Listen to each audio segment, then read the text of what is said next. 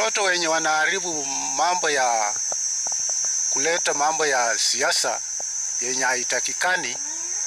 Sisi tuko hapa kama wazee, tunawaita, tunawakalisha chini, alafu tuwaambie mabaya na mazuri. Hivyo wale ambao mnatafuta viti, kuweni na utaratibu. Tafuta njia ya kuzungumza. Na kama mnapenda kuja pale wazee tuko wenye wa kimila, tutakushauri. Ukipenda utasikia yale tutakwambia, ukitaka kupata hii enda hivi. Sisi hatulazimishi. Kuna msemo wa Kikwetu unaosema yoruhusiwa berange ngene. Sijui kama mnaelewa vitu kama hivyo. Wewe ukiwa unakeuka mambo ambayo jamii yako haipendi, na tukikualika tuje tuzungumzane, na wewe umetoroka ama hutaki kuja, utakipata wewe mwenyewe, utajilaani.